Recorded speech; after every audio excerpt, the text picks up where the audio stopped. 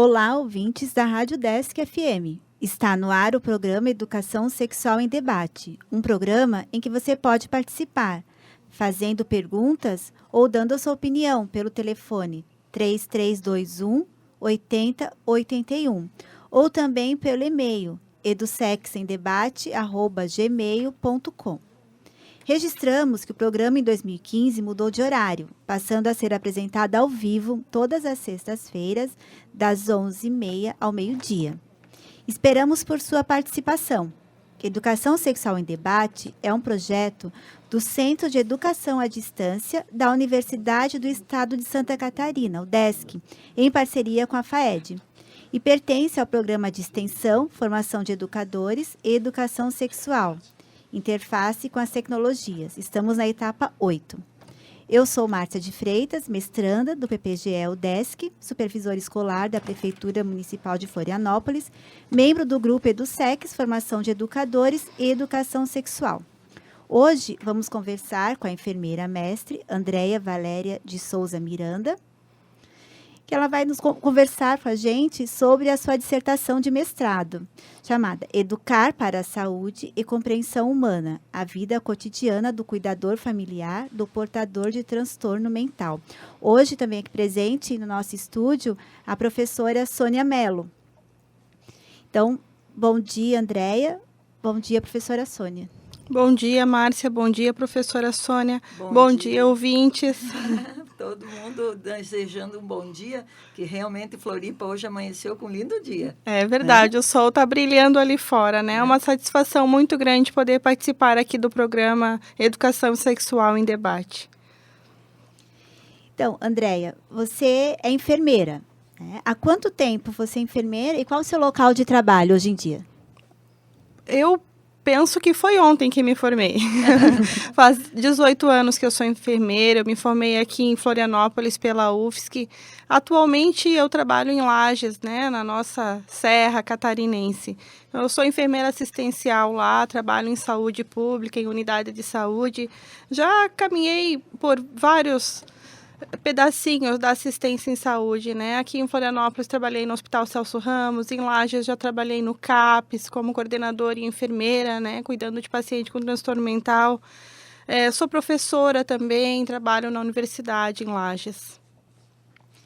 Então, por que você resolveu pesquisar sobre a vida cotidiana do cuidador familiar do portador de transtorno mental? Então, a vontade de estudar um pouquinho mais, me aproximar um pouquinho mais desse universo foi quando eu estava ainda como coordenadora e enfermeira do CAPS. Só um pouquinho, Andréa, para o ouvinte que não está acostumado, né? O CAPS foi uma mudança de paradigma no atendimento a pacientes com transtorno, né? A partir de 2001, a gente teve uma mudança na legislação brasileira, com a reforma, o advento da reforma psiquiátrica, né? Então, o que antes o transtorno mental era tratado dentro de manicômios, em instituições, e eles eram totalmente privados de liberdade. A partir de 2001, então, a nova configuração da assistência em saúde mental. O CAPS ele fica na vida dele e vai num atendimento, vamos dizer, ambulatorial, né? A modalidade é ambulatorial. Existem diversas modalidades de atendimento ao portador de transtorno mental. O foco, o que muda muito é que agora o foco é o atendimento dentro da família. O CAPS como um ponto de assistência. Apoio e assistência. Um dos pontos da rede, né? E o CAPS, a intenção dele é cuidar do portador de transtorno mental que tem uma patologia grave, crônica, em algumas circunstâncias até incapacitante. E, em função disso, então, como o portador de transtorno mental tem garantido por lei pontos de assistência, minha inquietação foi: quem cuida desse familiar? Quem cuida de quem cuida? Quem cuida do cuidador. Exatamente. E aqui, especificamente, o cuidador familiar. Aquele que fica 24 horas por dia, 7 dias por semana, cuidando de quem é acometido psiquicamente. E assim, outra coisa que me incomoda também, né? todos nós podemos sofrer psiquicamente ou sofremos psiquicamente em maior ou menor intensidade. Então, é uma forma também de a gente olhar para o outro como semelhante, como se a gente também precisasse daquele cuidado, daquele carinho. Então, pela experiência na enfermagem, eu percebi que o familiar cuidador do portador de transtorno mental fica desassistido em muitas vezes, né? Mesmo porque com o desmonte, que eu entendo como legítimo e humano e necessário, às vezes o que aconteceu em políticas públicas, né, é simplesmente desmontar o que existia e delegar num discurso de que é o melhor, e realmente mas é devolvido ao seio familiar sem que ele tenha condições de ter os seus direitos garantidos, que essa assistência, até da família, acho que está posta dentro de toda a legislação, né?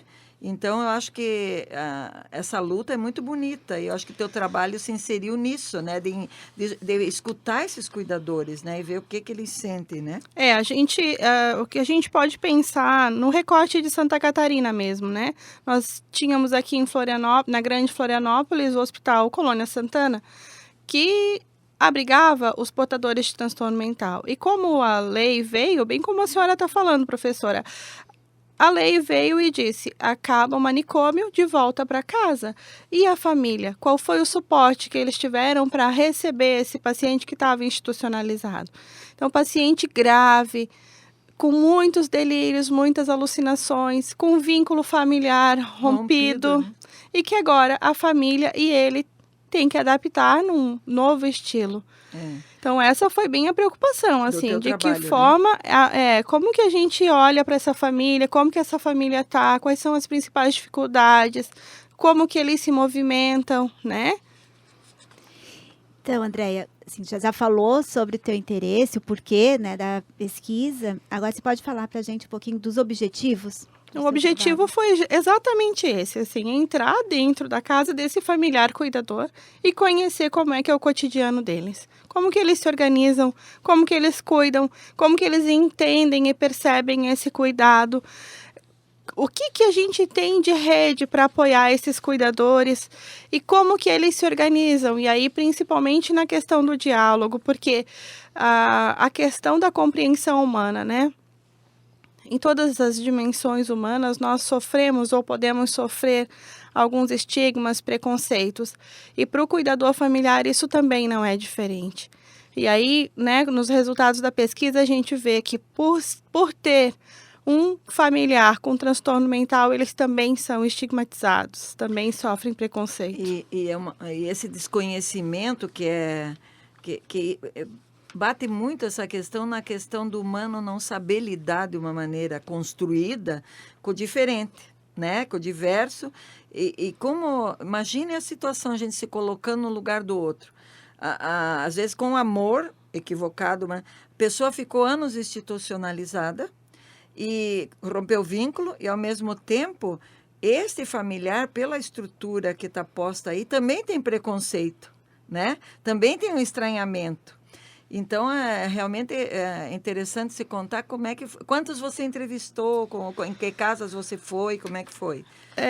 Quantos casos, né, assim, que você acompanhou? Não foram 8 casos, na verdade, eles foram escolhidos por vários critérios, mas o principal deles era, assim, gente que realmente fosse comprometida com o cuidado ao seu familiar. Porque nem todas as famílias conseguem ter uma organização mínima de cuidado, de carinho, de afeto. Às vezes, e aqui um parênteses que eu acho que vale a pena para a gente refletir, assim, né? O diferente, ele causa, sim, muita estranheza, medo, preconceito. E aqui não diferente, porque muitas vezes eles moram na mesma casa, têm o mesmo convívio, mas não há laço afetivo. É o mero compartilhar do lar. Tipo, é minha obrigação, né? Sim, e essa fala era muito comum, assim, e a gente fazia os chamados para os familiares comparecerem ao CAPS, até a questão do medicamento, né? Assim como qualquer pessoa, hipertenso tem que tomar remédio para sempre, paciente com transtorno mental também. Então, até o comprometimento na hora da administração do medicamento já nos mostrava como que era o vínculo desse familiar com o paciente, se havia vínculo ou não. Carinho, vínculo, afeto, amorosidade, muitas questões fragmentadas dentro do lar, né? Andréa, e como você fez um olhar especial para o cuidador, né? A gente que é leigo, né? Tem uma voz corrente que diz a família adoece, né? A gente olhando de fora diz, a família fica doente com essa preocupação, ou não saber cuidar, aquilo altera a dinâmica familiar e para sempre, né? É uma responsabilidade. O que o cuidador te disse de uma maneira geral? Você trabalhou com categorias, assim, pontos que você destaca, o sentimento, o que eles, que você fala dos pequenos cuidados tal, e que você foi antevendo isso, né? Mas o que você sentiu, o cuidador? Eu só queria que a gente pensasse um pouquinho assim, ó. Pensar no transtorno mental é sempre uma tarefa um pouco mais difícil, porque esse ser humano, ele está passando por momentos que para ele é difícil ter um pensamento organizado, controlar as emoções e os sentimentos. Mas acho que todos nós, na nossa condição de humanos, já cuidamos de alguém. Então, é assim, ó, nesse ponto que eu queria que todo mundo refletisse um pouquinho. Cuidar de alguém é tarefa fácil? Não é tarefa fácil. E o que a gente conseguiu como resultado do trabalho, então, é perceber como que essas famílias se organizam dentro do cuidado. Cuidado este que se estende ao longo da vida. Teve um cuidador, cuidador, que ele cuidou por 37 anos da filha com necessidades especiais. 37 anos. Então, você imagine 37 anos dedicado ao cuidado do outro. A hora de se alimentar, a hora do banho, e essa pessoa que ele cuidava dependia integralmente de cuidado. Então, vamos nos colocar no lugar dele. E além de 37 anos cuidando dessa filha, ele ainda adotou para o cuidado um irmão que tem o diagnóstico clínico de transtorno afetivo bipolar. Então, a vida dele é cuidar de outra vida. Cuidar mais intensamente, né? A partir do teu princípio que todo mundo cuida de todo mundo, é um cuidado que é uma imenso, mais exigido que no cuidado dia a dia de um humano com o outro, né? Com certeza. E quem cuidava dele? Quem cuida dele? Porque nessa hora ele fica sozinho, a família se afasta, a família visita formalmente por 30 minutos e vai embora. Nesse caso ainda ele conseguia ter uma esposa que dividia com ele principalmente as angústias, não o cuidado. Então, ele assumiu o cuidado e a esposa as tarefas fora do lar. Ela trabalhava como professora, então ela trabalhava fora e ele dentro de casa, né? Então, a gente percebe, assim, bem o comprometimento do cuidado. E ele te passou, assim, olhando quando você esteve mais perto, cansaço imenso, desesperança, ou ele conseguia de tudo aquilo ainda. Eles conseguem. Nessa perspectiva de entender, eu assumo como até como um projeto de vida, e conseguem se até fisicamente, né? A pessoa fica estafada, né? Sim, muito cansaço. Mas uma coisa que chamou muito a atenção é que as pessoas conseguem ter mecanismos de superação. É só quando se instala um problema na nossa porta mesmo para a gente saber como que a gente vai conseguir reagir. E eles conseguem ter muito mecanismo de superação. Eles colocam esse cuidador especificamente, ele ainda conseguia fazer trabalhos voluntários numa igreja. Então, pela força, movimento social, a questão da espiritualidade, da religiosidade, ele se movimentava com mais tranquilidade.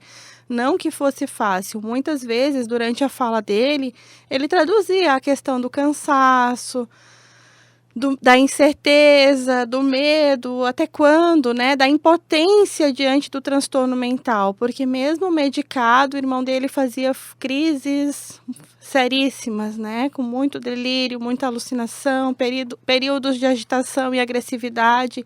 Então, mesmo assim, ele conseguia manter a esperança, conseguia acreditar e não perdia o foco, não perdia a fé. Acho que uma categoria que foi muito forte, assim, né, foi a categoria das crenças. As pessoas ainda se movimentam muito, acreditando em alguma coisa. Quando as relações humanas estão estremecidas, eles recarregam as energias acreditando em algum ser, independente da religião, independente do credo ou da crença, mas é uma força que os movimenta, e é por aí que eles caminham. Os 8, assim, de uma maneira geral, eles se bebem nas crenças. Para quem está sintonizando agora na Rádio Desk, estamos com o programa Educação Sexual em Debate. Hoje, conversando com a enfermeira mestre Andréia Valéria de Souza Miranda, que está nos contando sobre a sua dissertação de mestrado, intitulada Educar para a Saúde e Compreensão Humana, a vida cotidiana do cuidador familiar do portador do transtorno mental. Então, Andréia, no desenvolvimento da sua pesquisa, como é que você percebeu as questões relativas à sexualidade das pessoas portadoras de deficiência mental e também das cuidadoras ou cuidadores? Nesse sentido, a gente aproveitando o tema do programa, né?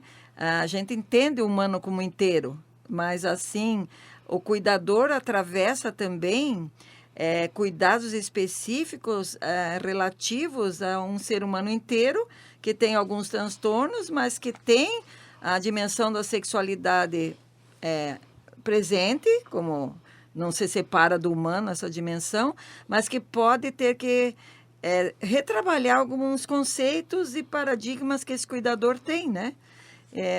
Eles chegaram a comentar alguma coisa, porque às vezes veja, 30 e poucos anos, essa pessoa passou por todas as etapas de desenvolvimento biológico, básico, com essa dimensão da sexualidade também, né? E muitas questões relacionadas à sexualidade surgem, né? No cuidado ao transtorno mental, não é diferente, porque existe uma lenda, um ditado popular que diz que as pessoas que têm algum transtorno mental, eles são mais pervertidos. Na verdade, eles só agem mais espontaneamente, por intuição, eles são muito mais autênticos na relação. Então, o cuidado aqui, principalmente o cuidado que a equipe de profissionais tem que ter,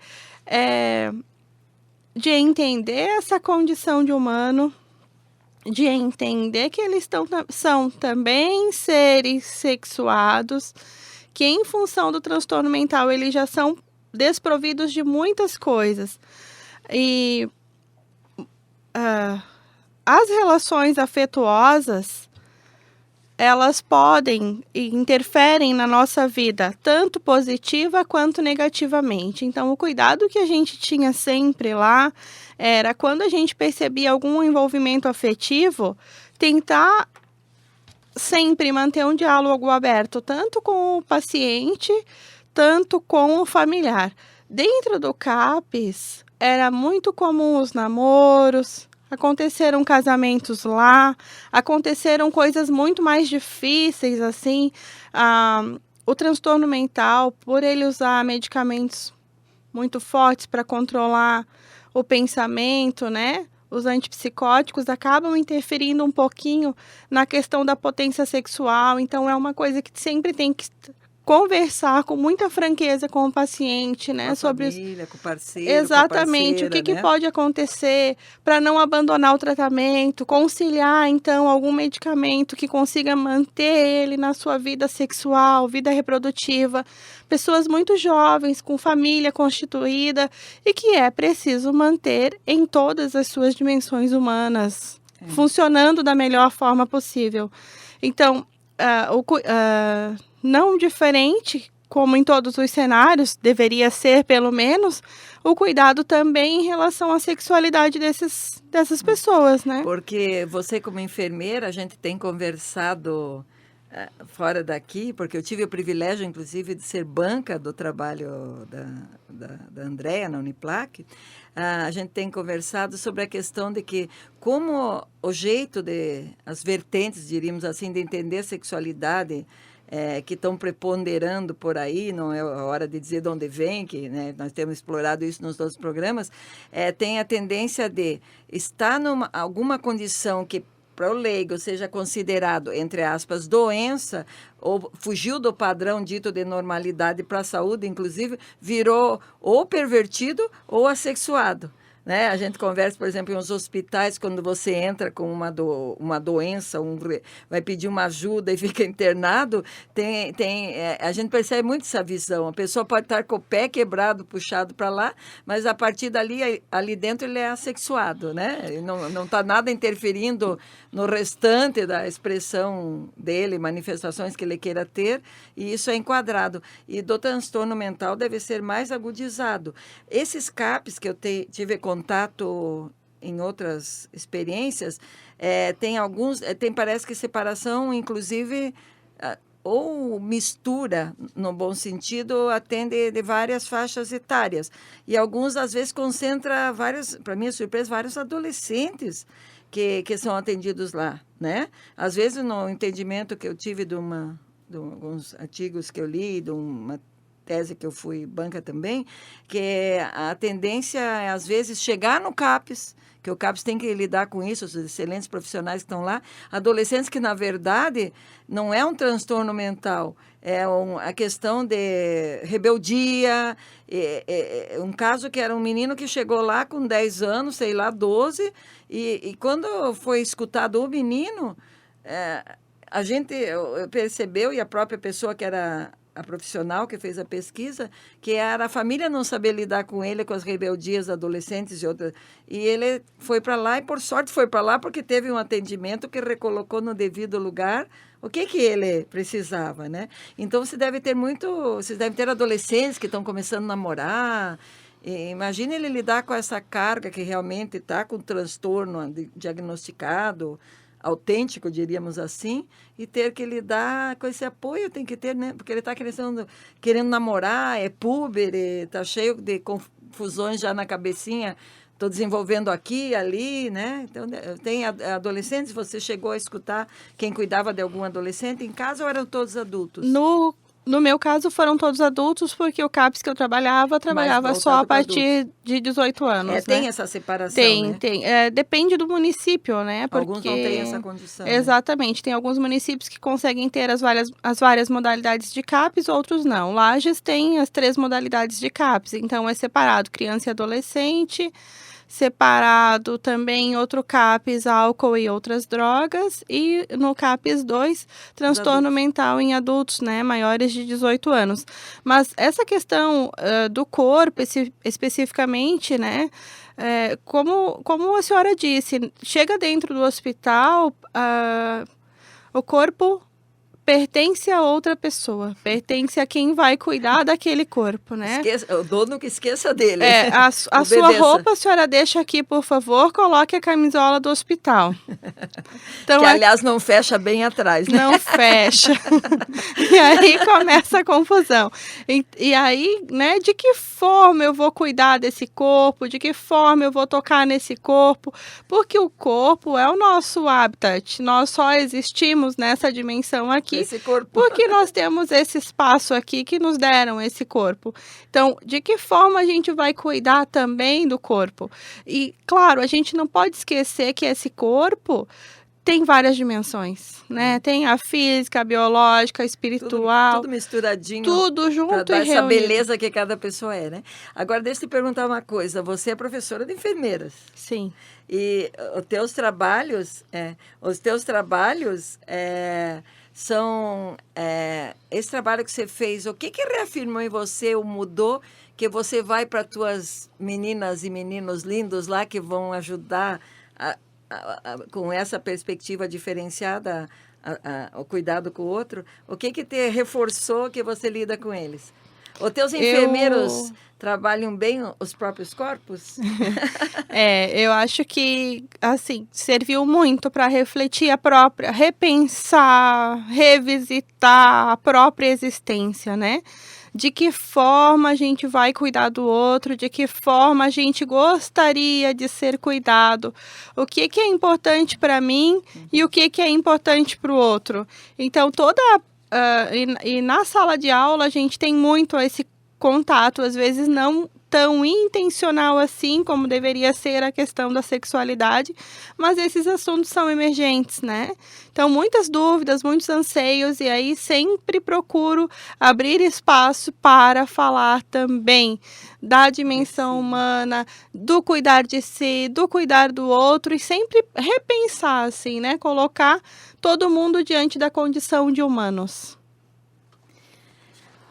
Certo, Andréia. Agora vamos a um quadro do nosso programa que são as dicas da semana. Você poderia aproveitar este espaço para indicar alguma leitura específica, peça de teatro ou filme, que oportunize aos e às ouvintes buscar um pouco mais de conhecimento sobre as temáticas debatidas nesse programa? Aproveito até para você nos contar, para acessar a sua dissertação, que endereço a gente pode estar Então, usando? de filmes, a gente tem muitos, né, que tratam do transtorno mental, que tratam das questões sexuais, dos distúrbios sexuais. Então, de filme, a gente tem um filme brasileiro, que é O Bicho de Sete Cabeças, que vale a pena. Para transtorno afetivo bipolar, tem Mr. Jones, que é um filme muito engraçado, que remete bem o cotidiano do portador de transtorno mental. Distúrbios sexuais, tem muitos, tem de zoofilia, de pedofilia, tem um de adolescente que, se enlouquecer, não case. E tem vários livros também, inclusive de uma psiquiatra brasileira, que é a Ana Beatriz Barbosa, que trata das diversas dimensões humanas, né? Fala das compulsões, fala dos crimes, fala do autismo, fala da escola, né? Bullying, que aí o título é Mentes Perigosas. Então, tem uma série de livros e filmes que a gente pode... E o link da tua dissertação, ainda não? Ainda não está disponível. Mas a gente, então, assume de logo que tiver disponibilizar, e nós estamos com a ideia de abrir um Face para esse programa, daí nós vamos colocar toda essa riqueza que o pessoal, esses cobrados, entrevistados, que alimente uma mediateca no nosso Face que nós vamos abrir para o programa aqui, né? Então, obrigada pelas dicas, Andréia, professora Sônia, pela participação também. Nosso programa está chegando ao fim. E eu gostaria de agradecer a sua presença aqui conosco e pedir que faça as suas considerações finais. Eu também gostaria de agradecer, foi muito prazeroso poder conversar com vocês. Obrigada, Andréia. Márcia, estamos saindo, né? Então, eu gostaria de agradecer também aos ouvintes e lembrar que Educação Sexual em Debate será reprisado na próxima quarta-feira, às 23h30. Você poderá ouvir os programas exibidos anteriormente no site www.cead.desc.br, no espaço de extensão. Programas em andamento. E reforçando o e-mail também, para quem quiser fazer perguntas, sugestões, edusexemdebate@gmail.com. Nós vamos ficando por aqui e vocês continuam com a programação da Rádio Desk.